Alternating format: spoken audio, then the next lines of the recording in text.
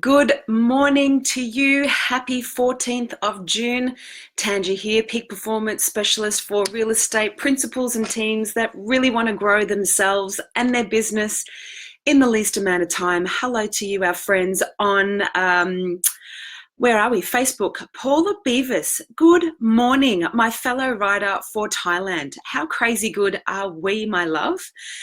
We still need to book in that little luncharoo, so let's make sure we do that.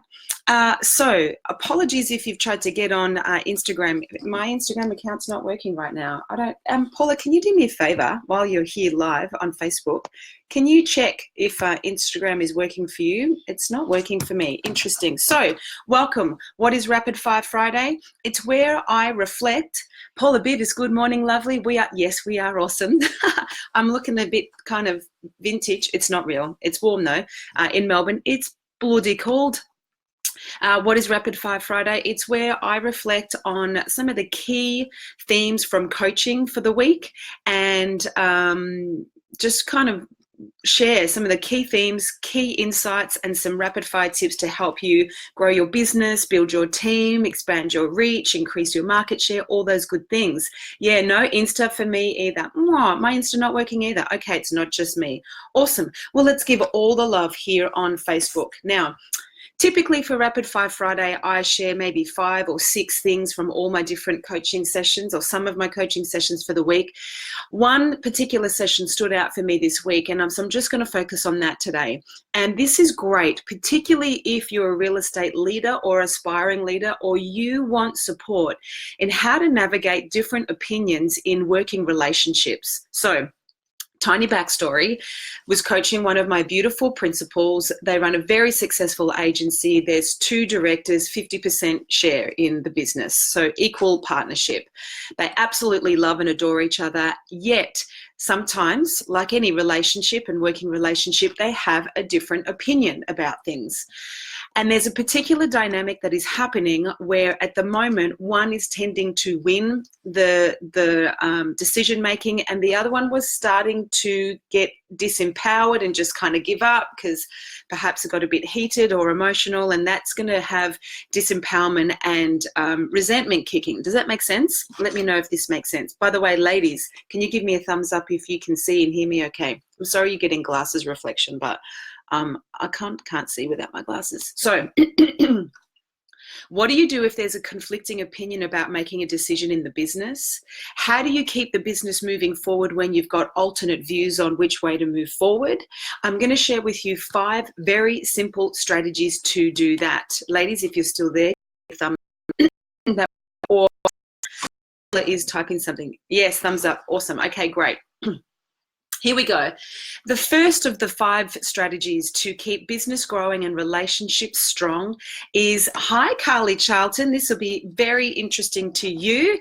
Good morning. We're talking about how do you keep the business moving forward when directors and business owners have 2 different thoughts around how to do things. So 5 quick, simple strategies. Number 1, please come with the premise, come with the belief that everyone is working with the best intentions. I promise you, even though you're not seeing eye to eye with people, whether it's personally or professionally, no one wakes up and goes, how can I really get under Paula's skin today? How can I completely, piss Kate off? And what can I do to absolutely annoy Kate and everybody else watching, right? They don't do that. We work with the best intentions. We work with the level of consciousness we have at the time, and we do what we believe to be the right thing. Now, in a business relationship, we're a partner, have different opinions. So first thing is, please remember, everyone works with the best intentions. Strategy number 1, it's a great belief to have.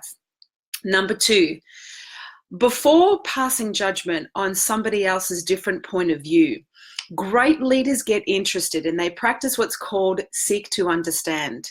Seek to understand really means you're able to kind of still have your point of view, but before you, pass judgment and kind of try and make decisions, you have the ability to go over and stand in the shoes of the other party and see the world from their perspective.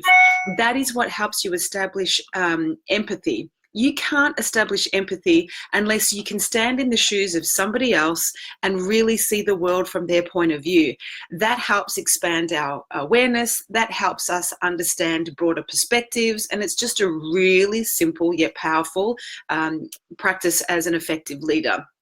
That's number two. Number three, make decisions as a business and you've got conflicting opinions as business partners or co-directors. I always invite clients to refer to their values as a code of conduct to make decisions.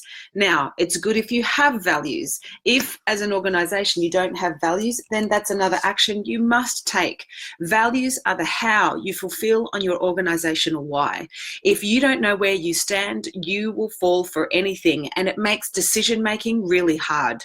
Too many companies either A, don't have values in their business, or B, have too many, like 10. To be honest, I think if you can hold them in the palm of your hand, you're more likely to remember them. So when I coach people, it's like no more than 5. I have 3. The values in my business are deeply connect, authentically communicate, and boldly contribute. Whenever I'm making decisions, I'm always asking, how can I deeply connect to myself and my greatness? And that's really different. How can I authentically communicate?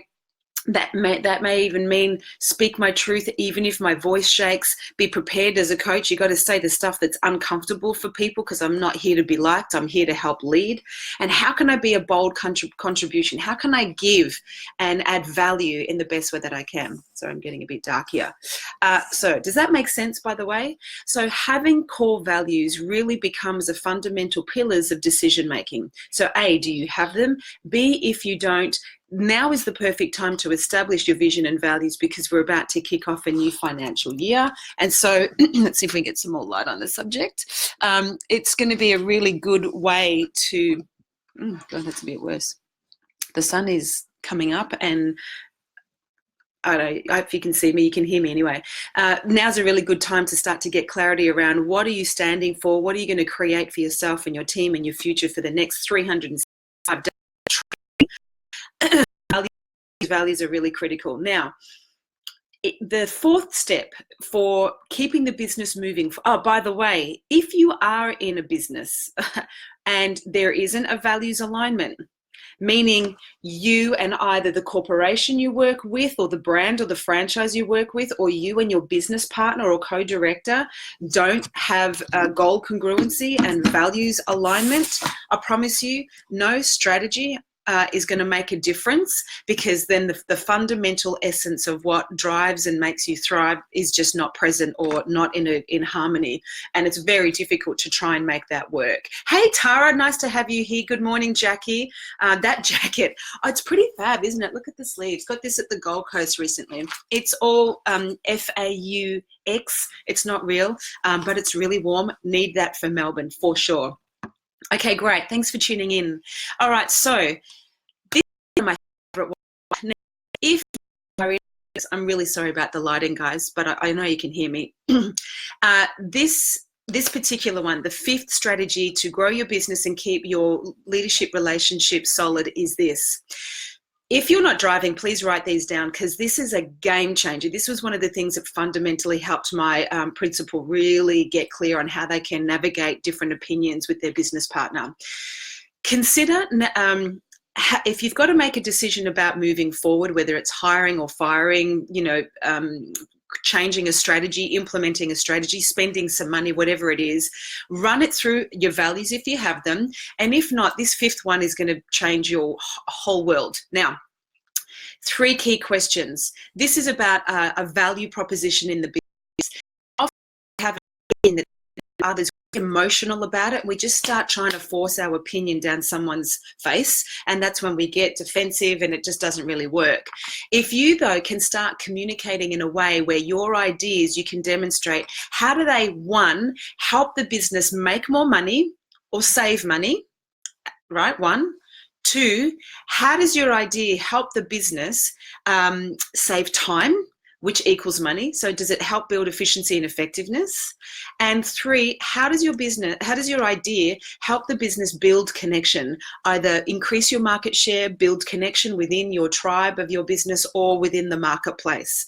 And if you as directors have 2 different opinions, then both of you sit down and write out, how does my idea help our business make money or save money? How does my idea 2 help us save time, and how much time, and how much money could we earn with that extra time?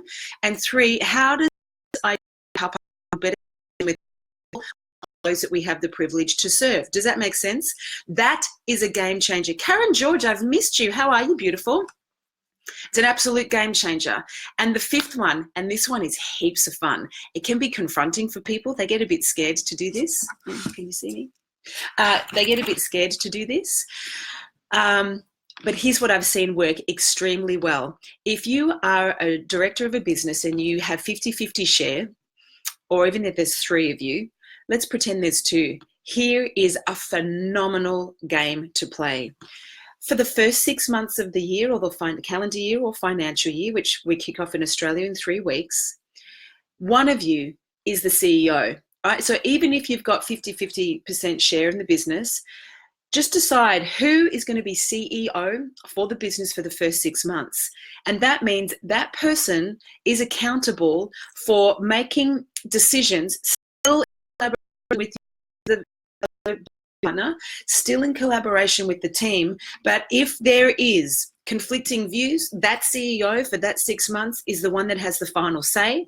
They run it through the values, and they run it through the value proposition architecture of 1, how does it make me money, save me time, which equals money, or build connection internally, externally, and then they go ahead.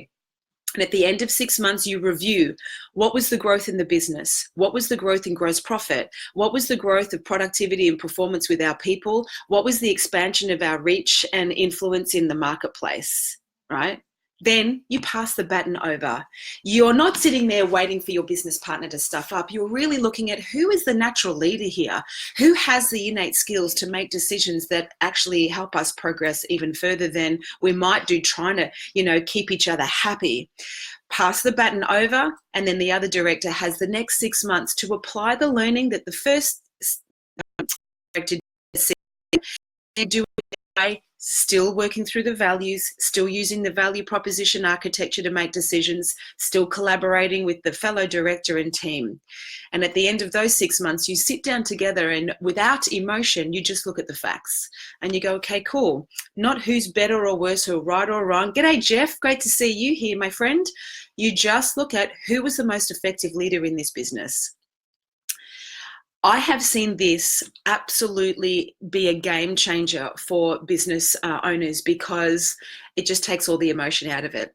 It can be challenging to set up, but it's phenomenal. So, in summary, 5 quick strategies to keep your business moving forward and keep your relationship solid. Number 1, come from the premise that everyone is working with the best intentions. No one's actively trying to get under your skin and sabotage your joy or success.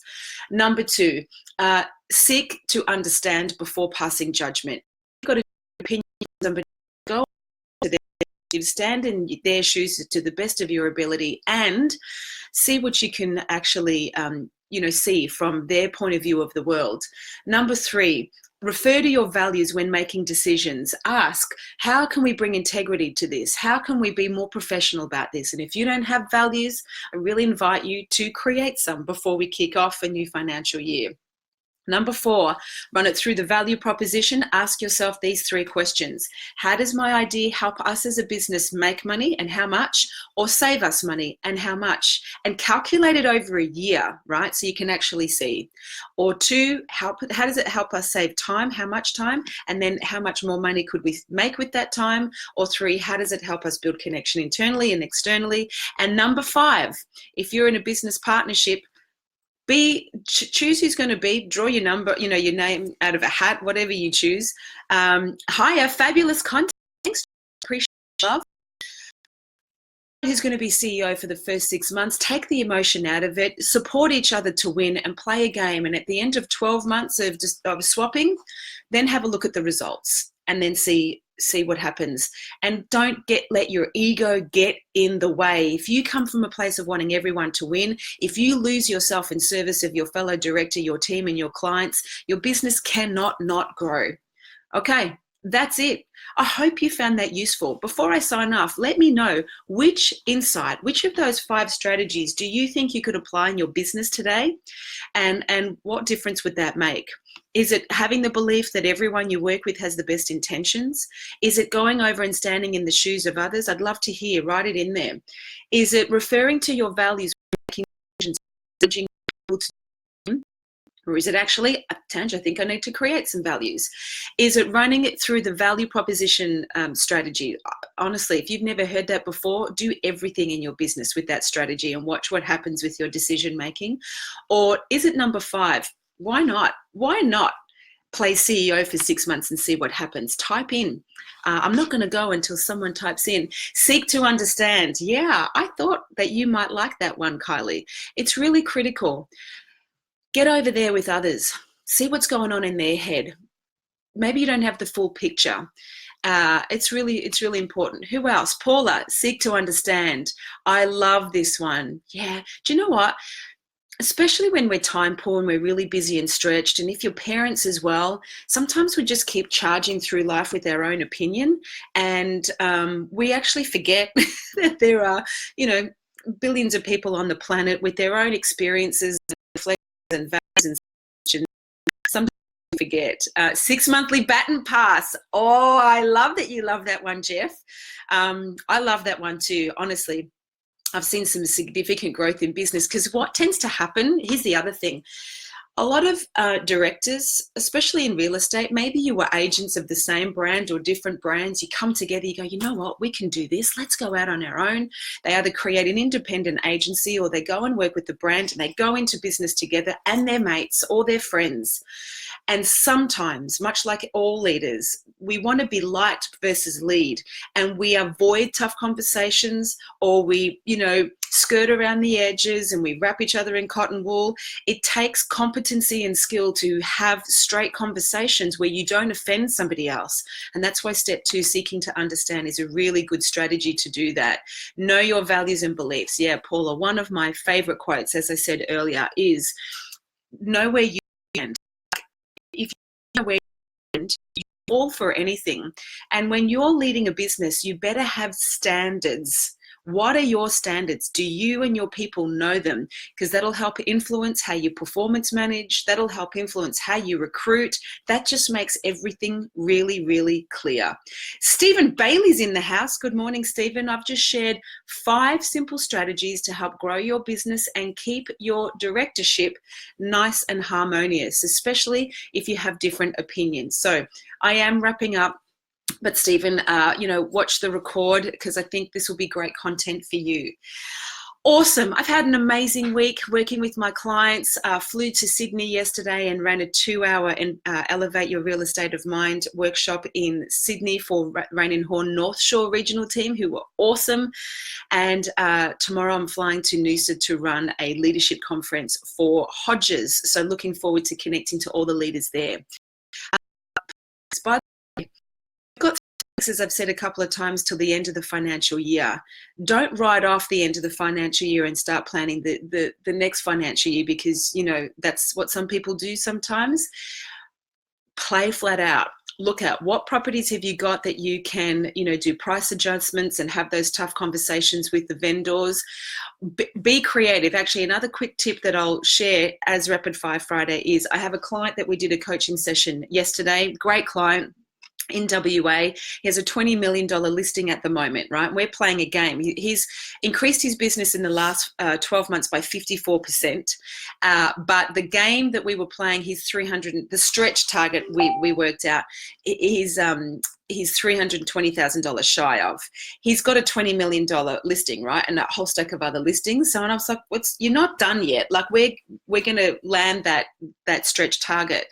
However, he did all the right things, on right peoples, but it was particularly a person that would buy this amazing property is likely, based on some of the transactions that have been happening, to be of Asian descent. Okay. Now, I asked him, what are you doing to creatively market to your ideal client that's not just the usual platforms. And he actually really hadn't done anything. So we workshopped some strategic ways to communicate this $20 million opportunity to a particular clientele that would love the chance to buy that to live in or to lease, because it's a hot commodity for a particular demographic. And what happened is a whole world of possibility and strategies opened up. And he's got a couple of key actions to take to advertise internally to that demographic and directly into China and Asia. So please, when you have unique listings, don't just cover the normal bases. I know Jackie and Steve at Bailey Real Estate how they can expand their reach to other people. You know, Kim Shawland also from Harcourts in Adelaide Hills, also creatively advertising. Think outside the square, know your demographic, and do creative, meaningful, appropriate ways to talk to different people at different price points. Just another little tip. So he's got a great strategy now to hopefully go and sell that property. All right, I'm signing off. I hope you found that of value. Give me a thumbs up if you did. Please seek to understand. Please action something. Let me know what results you produce. And I will be coming to you live from sunny Noosa Monday for Mindset Mastery Monday. Next week, 8 o'clock Eastern Standard Time. Have a beautiful week. A great weekend. Happy signing off with the beautiful Maya Angelou's. People will forget what you said. People will forget what you did, but people will never forget how you made them feel. Go make yourself and others feel great today. Much love. Thanks for spending your time with me. Share this with those you care about, and I'll see you soon. Really appreciate you tuning in, guys. Ciao for now.